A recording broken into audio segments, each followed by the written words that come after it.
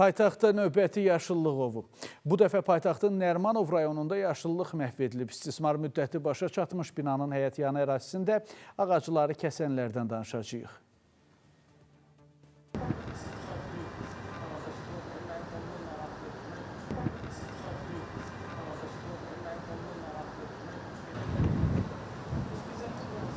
Məhv etmişsiniz. Siz onu qoymuşsunuz bir kənara girmək. Qardaş, ağacları sən kəsmirsən. Yaxşı qardaş, o barədə sizə cavab verərlər. Kamera yox. Ya elə eləmə. Uşağın uzun nəzli qiyməsi. 30 min qiyməsi. Saat yedik, kamera el atın. Niyə çəkirsən ki? Dövlətin işçisiyəm. Yaxşı edin. Mühafizənin rəisi var da burada. Qardaş, biz deyirik ki, çəkirsən. Mən niyə biz çəkirsən? Səni Bir dəqiqə sən ağacı bura çıxaq. Mən niyə çəkirsən? Mən niyə çəkirsən? Çəkdin də orada. Paytaxtda bəzi MTK-lar ağaclara qənim kəsilib, yaşıllıqlar məhv edilir. Ərazidə çox mənzilli bina inşa edilir. Eyni zamanda köhnə binanın söküntüsü də həyata keçirilir. Lakin MTK tərəfindən ərazidəki sağlam ağaclara qarşı soyqırım həyata keçirilib və ağaclar kökündən çıxarılaraq, bəziləri isə kəsilərək izi itirmək məqsədi ilə bu formada həmən ağacların kök hissəsini torpaqla örtülüb. Paytaxtda növbəti dəfə tikinti şirkəti tərəfindən yaşıllıq məhv edilib. Nərimanov rayonu Həsənoğlu 62 ünvanında çox mənzilli bina inşa edən Ailə Park MTK tərəfindən sökülməsi həyata keçirilən qəzalı binanın həyətyanı ərazisində 15 ədəd sağlam ağac kəsilib. Ağacları niyə kəsibsiz, qardaş? Onun məlumatları var.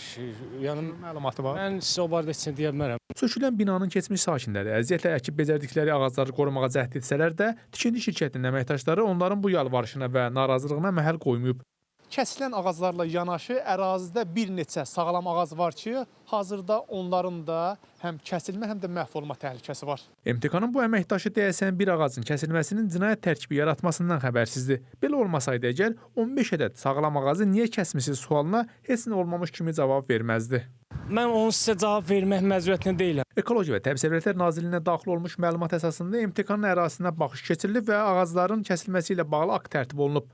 Keçirilən nəzarət tədbirləri zamanı Nərimanov rayonu İzzəddin Həsənoğlu və Təbriz küçələrinin kəsişməsində Ailə Park MTK tərəfindən aparılan söküntü işləri zamanı ümumilikdə 15 ədəd ağac və kol bitkisinin götürüldüyü və təbiətə 13.380 manat məbləğində ziyan dəydiyi müəyyən edilib.